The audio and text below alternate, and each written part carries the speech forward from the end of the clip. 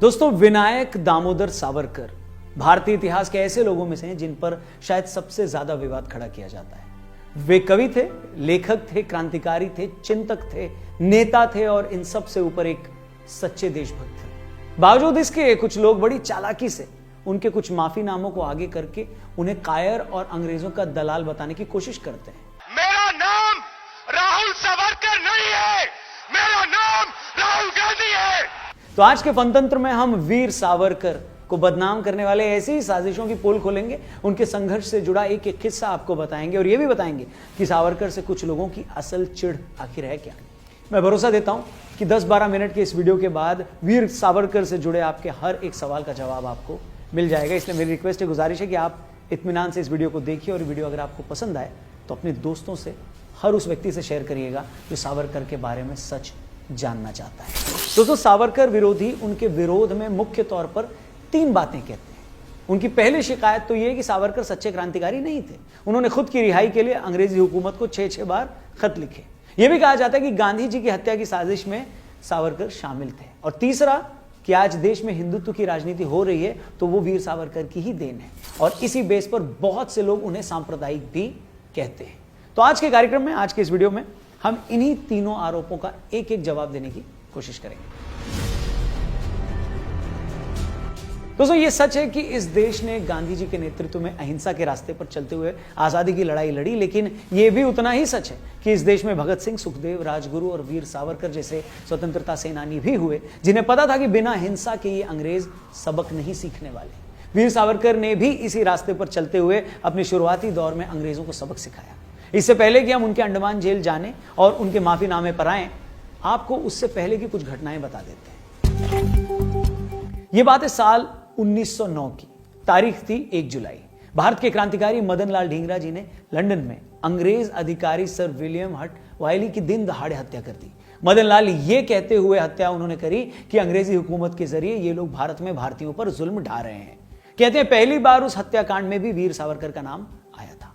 कहा गया कि हत्या के लिए हथियार मुहैया करवाने में उनकी भूमिका थी, मगर उनके खिलाफ कोई सबूत न मिलने पर उन पर कोई कार्रवाई नहीं की गई। उसी साल 1909 में ही अंग्रेजी सरकार के खिलाफ चीजें छापने के बाद जब वीर सावरकर के भाई गणेश सावरकर को उम्र कैद की सजा हुई तो इससे उनके समर्थक इस पर भड़क गए। इसका बदला लेने के लिए अनंत लक्ष्मण कन्हेरे नाम के क्रांतिकारी ने नासिक के डिस्ट्रिक्ट मजिस्ट्रेट जैक्सन को मौत के घाट उतार दिया, जिसके बाद अनंत लक्ष्मण के कुछ साथियों को गिरफ्तार किया गया। उनके ठिकानों पर छापेमारी की गई। इसी छापेमारी में और इसी कार्रवाई में कुछ ऐसी चीजें मिली जिससे यह पता लग गया कि हत्या में शामिल हथियार को विनायक दामोदर सावरकर नाम के युवक ने लंदन से भेजा था, जिसके बाद टेलीग्राम करके इसकी जानकारी लंदन पुलिस को दी गई और सावरकर को गिरफ्तार कर भारत लाया गया। मगर सावरकर इससे भी हार मानने वाले नहीं थे। जिस समुद्री जहाज से उन्हें लाया जा रहा था वो वहां से भी गार्ड को चकमा देकर भाग गए। कई मील तैरते हुए किनारे पर आए, मगर किनारे पर आकर जख्मी हो गए और उसके बाद वो पकड़े गए। जैक्सन की हत्या में शामिल होने के जुर्म में सावरकर और कुछ और लोगों को काला पानी की सजा देते हुए अंडमान की जेल में भेज दिया गया, जहां वो 9 साल और पूरे 10 महीने जेल में रहे। उन्हें 25-25 साल की 2 सजाएं सुनाई गई। वहां उन्हें 52 नंबर कोठरी में रखा गया। उस वक्त अंडमान के रास्ते उबड़ खाबड़ थे। अंग्रेज अधिकारी बग्घी में चलते थे। सावरकर जैसे राजनीतिक अपराधी इन बग्घियों को हाथ से खींचते थे। खराब रास्ता होने के कारण वो जख्मी भी हो जाते थे। सावरकर पर इतिहास लिखने वाले बताते हैं कि जिस कोठरी में उन्हें रखा गया, उन्हें उस कोठरी में मल और शौच त्यागने को भी कहा जाता था। कभी कभी हथकड़ी लगाकर सिर्फ खड़े रहने को कहा जाता था। उन्हें कुनैन दी जाती थी जिससे उन्हें चक्कर आते थे। वहां हर महीने 5 से 6 कैदियों को फांसी दी जा रही थी। जेल के हालात और कैदियों की फांसी देखते हुए सावरकर भी समझ गए कि उनका अंत कभी भी हो सकता है।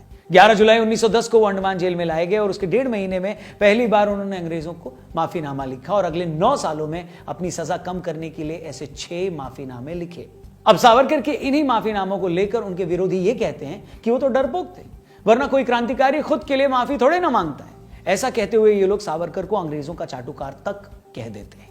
इन माफीनामों पर जब सावरकर से पूछा गया तो उनका कहना यही था कि भाई ये माफियां तो मेरी लड़ाई का हिस्सा है, मेरी रणनीति है। सावरकर ने तब मोहम्मद गौरी का उदाहरण दिया।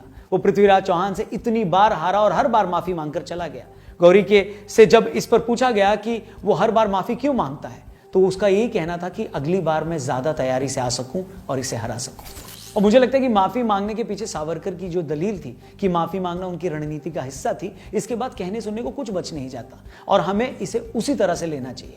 अगर वो डरपोक होते, यातनाओं से डरते, तो आप खुद ही बताइए कि वो तो इंग्लैंड में रहते हुए अच्छी भली जिंदगी जी रहे थे, तो आखिर उन्हें जरूरत ही क्या थी कि पहले वहां अंग्रेज अधिकारी की हत्या में शामिल होते हैं, फिर वहीं रहते हुए भारत में हथियार पहुंचाकर एक और अंग्रेज अधिकारी की हत्या करते हैं, वो भी तब जब पता था कि ऐसे मामलों में पकड़े जाने पर फांसी मिलना तय है। आप खुद से पूछिए, क्या फांसी या मौत से डरने वाला शख्स ये करेगा? यहां बस में दो गुंडे एक लड़की को छेड़ रहे होते हैं तो पूरी बस चुपचाप खड़े होकर तमाशा देखती है कि भैया ये दो गुंडों से पंगा कौन ले। और उस वक्त 22-25 साल का एक लड़का इंग्लैंड में रहकर अंग्रेजों से पंगा ले रहा था, तो आपको लगता है वो डरपोक था? कुछ तो समझ के बोलो। और अंडमान जेल में जुल्म सहने वाले सावरकर अपने परिवार से अकेले नहीं थे। सावरकर ही नहीं, उनके बाकी के दो भाई गणेश और नारायण सावरकर भी उनके साथ उस वक्त की सबसे खतरनाक जेल अंडमान जेल में उनके साथ बंद थे। एक मां के 3 बेटे देश को आजाद कराने के लिए उस वक्त की सबसे खतरनाक जेल में सड़ रहे थे, और आप कहते हैं कि वो आदमी डरपोक था। डरपोक इंसान का सबसे खतरनाक जेल में पहुंचना तो दूर, वो तो घर के नीचे झगड़े की आवाज सुनकर ना खिड़की बंद कर लेता भैया। इसीलिए डरपोक बोलकर क्रांतिकारियों का अपमान करना बंद करिए। जो इंसान ऐसे मुश्किल हालात में भी पत्थरों की कलम बनाकर जेल की दीवारों पर 6000 कविताएं लिख देता है, अगर वो कमजोर है तो मैं बहादुर इंसान को देखना चाहूंगा। मिलाइए। दोस्तों, कुछ लोग वीर सावरकर की माफी की बात तो करते हैं, मगर नाभा जेल में रहते हुए नेहरू जी की मांगी माफी का जिक्र नहीं करते। तो दोस्तों, कुछ लोगों को लगता है कि वीर सावरकर की इसलिए इज्जत नहीं होनी चाहिए क्योंकि उन्होंने अंग्रेजों से माफी मांगी। अगर ऐसा है तो 1923 का एक किस्सा सुन लीजिए। पंजाब की नाभा रियासत में गैर कानूनी तरीके से एंटर करने पर नेहरू जी और कुछ अन्य लोगों को 2 साल की सजा सुनाई गई। कहते हैं नेहरू जेल में इतना परेशान हो गए कि उनकी परेशानी को उनके पिता मोतीलाल नेहरू तक पहुंचाया गया, जो उस वक्त बहुत ही पहुंचे हुए वकील थे। मोतीलाल नेहरू जी ने उस वक्त भारत के वायसराय से संपर्क किया, जिसके बाद नेहरू ने माफीनामा लिखा और सिर्फ 3 दिन में ही उन्हें रिहा कर दिया गया। ये बात हम नहीं कह रहे, ये बात तो खुद उस वक्त नेहरू जी के साथ जेल में रहे कांग्रेस के एक नेता ने अपनी किताब में लिखी है ये बात। अब बताइए, इस पर आप क्या कहेंगे?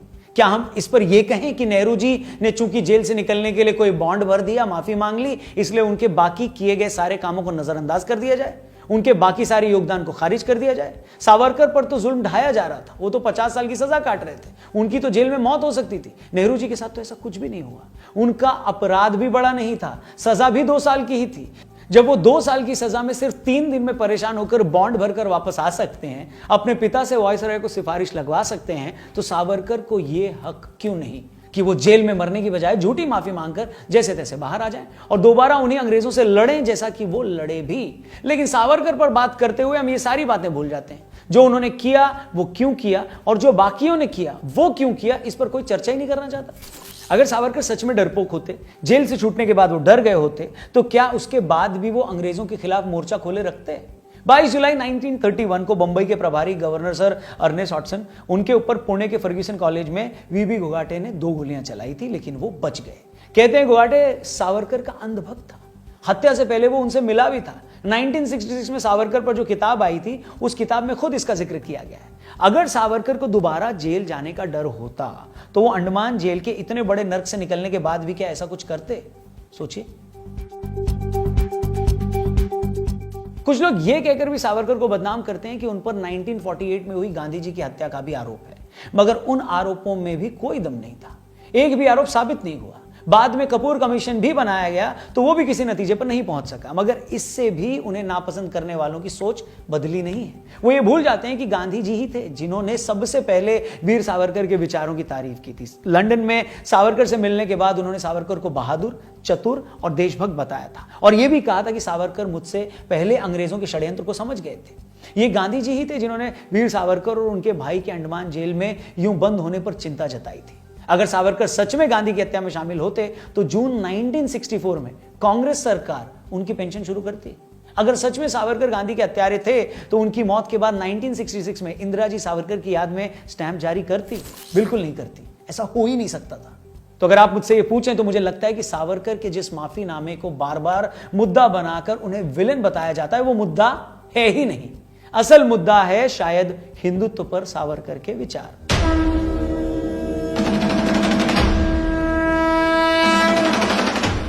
वो विचार जिसका जिक्र आज संघ भी करता है, बीजेपी भी करती है, जिस पर उन्होंने बाकायदा एक किताब भी लिखी। यही वजह है कि वाजपेयी साहब जब प्राइम मिनिस्टर बने तो सावरकर को भारत रत्न देने की उन्होंने सिफारिश की, जिसे उस वक्त के राष्ट्रपति के.आर. नारायणन ने रिजेक्ट कर दिया।